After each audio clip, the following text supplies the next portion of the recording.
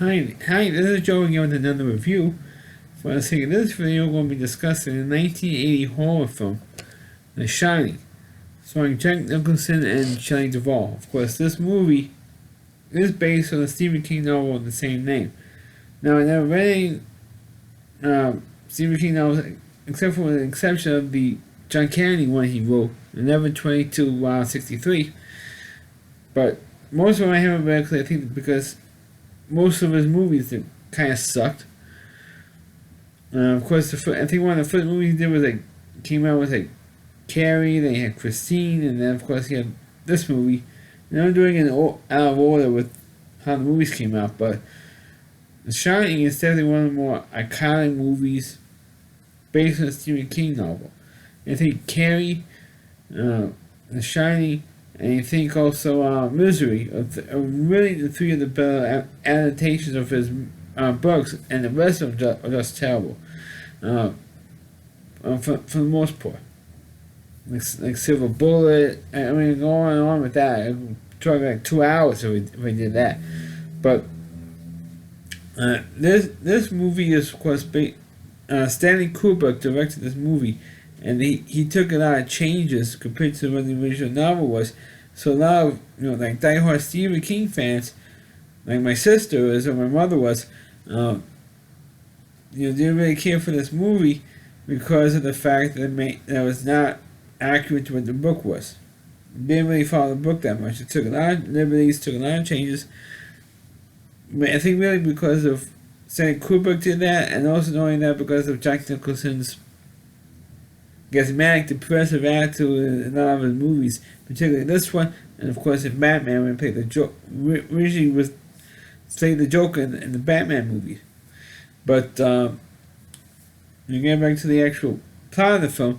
The Shining is about this couple played by Jack Nicholson and Shelley Duvall, and of course they have a young son as well, who goes to this this ski resort. Well, that way it was a ski resort. It's like a summer resort that's closed down for the wintertime, and they hired Jack Nicholson, who was an out-of-work former teacher, who is now a writer, a freelance writer. He's trying to write a book, and he has some writer's block, so he didn't have anything else to do. So he wanted to make a couple of bucks while he was working on his book. Decided to take this job in this as a caretaker in this hotel, in this resort during the winter time, where it's usually shut down in the winter time. And so he decides to take this job. Meanwhile, they have the son of theirs who had this freaky mind powers deal. It's almost kind of like a little bit of a psychic. And he has this invisible friend, or talks like this, almost like Yoda almost. And the funny thing is, this movie came out the same year as Empire Strikes Back, when you first saw the character Yoda in the Star Wars universe. So it's kind of funny in that way. And so, but the only one he knows he has his power with is like the cook. It's like this old-fashioned. I think he was did a lot of voice work. Cause I think he did like the voice work for Hong Kong Phooey, the cartoon in the 70s. And I think he also might have been, I'm not 100% sure on this, I think he might have been one of the voices of one of the racist crows in the Dumbo, because he has that really distinctive voice you can recognize. And he knows that the son has this power. So he says, if you need any help, you just use the Shining. And they call this power the Shining, which the guy knows about because his wife had.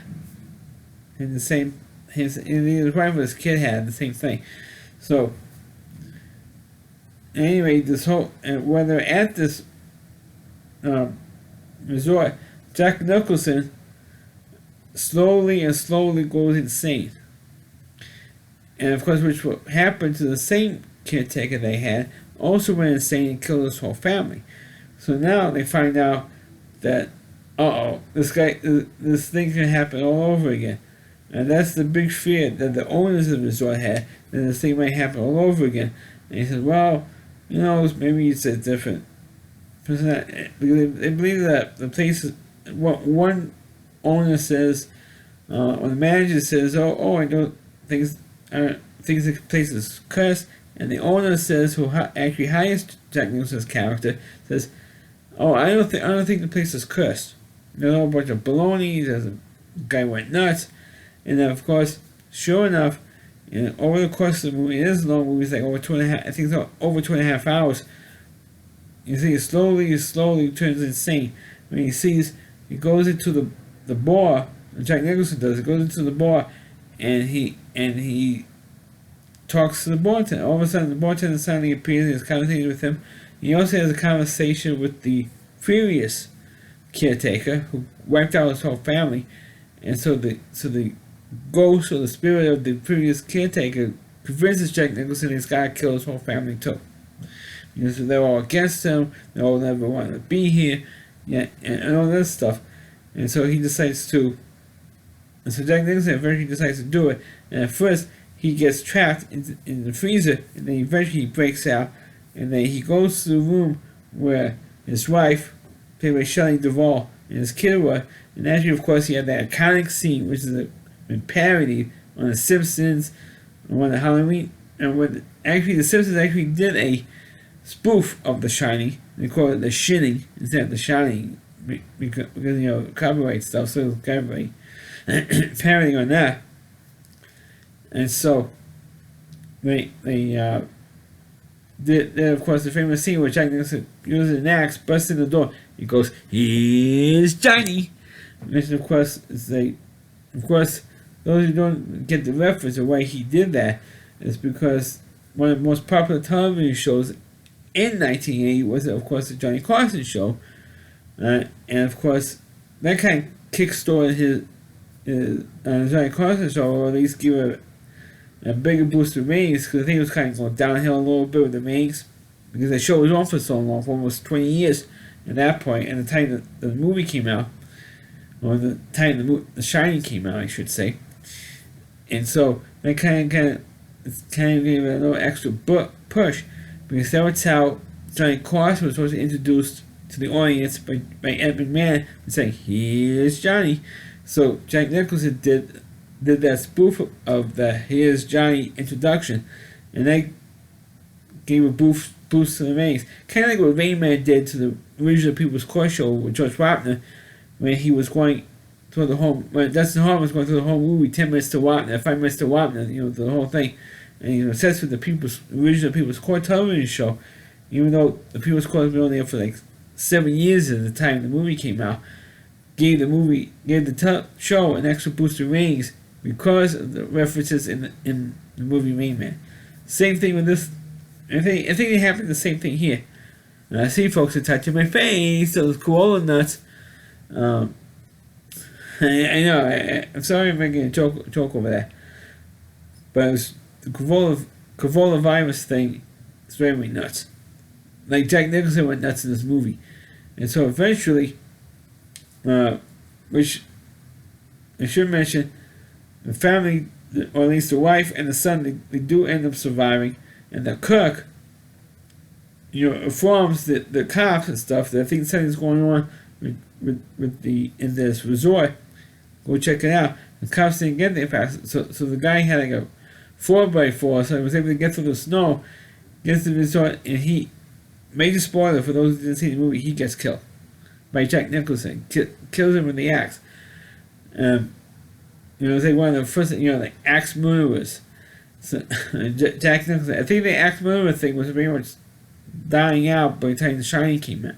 The Shining was released, and then after that, after he kills the token black guy. Of course, in like an old horror movie, it's kind of like a joke when the black guy gets it first. They did that in this movie, definitely. They usually do that in the slasher films, like Friday the 13th and Halloween and so forth, but they did it in this movie. And of course, Shelley Duvall and the kid, they get on the truck, and on the cook's truck, actually, the truck that the cook drove up with. They got into that truck, and they both ended up escaping. And what happened to Jack Nicholson? Well, he's out in the snow looking for the family through the. They had on this resort. They had like this giant maze, or a hedge maze, as people do. They do this thing in some places where you go through this giant maze and have fun for a little while, get lost, and then find your way out eventually. That's what happened, and that's what they had in this resort. And Jack Nicholson was so out of it, so whacked out, that he ends up passing out in the hedge maze, and he ends up freezing to death. Another pretty gruesome thing to see was Jack Nicholson's frozen face at the end of the movie. What you don't see in the end of this film is what actually happened to the actual family at the end of this movie. And you know they escaped, they got in the van and they left. But you don't see if they made it out, if they got to the police station or the hospital or to a doctor. You didn't see any of that at the end of this movie. All you did was they saw him in the truck, and Shelley Duvall drives away. She drove the truck with the kid inside.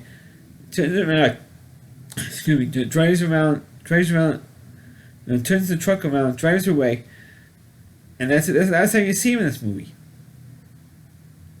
And then after a while, I figure, okay, you see Jack Nicholson go through the hedges, looking for the family, staggering, thinking he was drunk or something, and then he just passes out.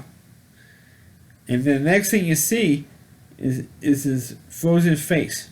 And you see various areas that of the kind of like where the end of Halloween was, when you didn't see Michael Myers' body, and then you see empty the house, the different various shots or angles of the house being empty. The Michael Myers isn't around the house. That's what you had at the end of this movie. You had various shots of various points of view of the resort being completely empty. Shelley Duvall and the killer left. There's nobody else there, and you see Jack Nicholson frozen. It's kind of like the end of Titanic when you see the bodies in the water frozen. That's what this was, and it was, pretty much that was pretty much how this movie ended.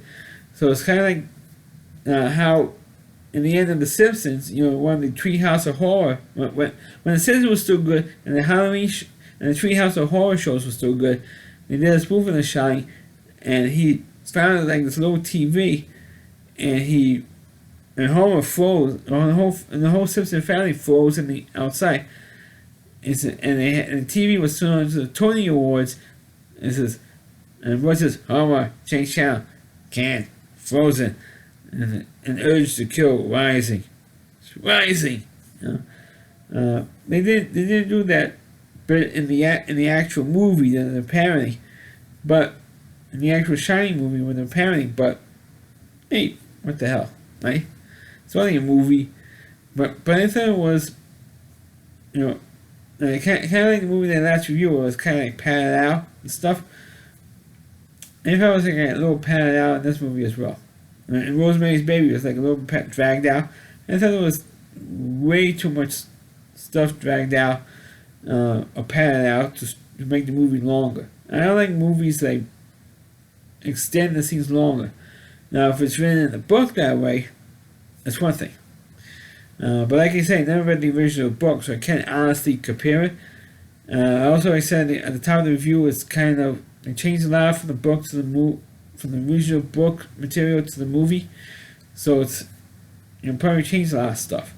But in the movie itself, it's not, the best. It's like one of Jack Nicholson's more iconic performances in this film. So that's my review of the movie The Shining.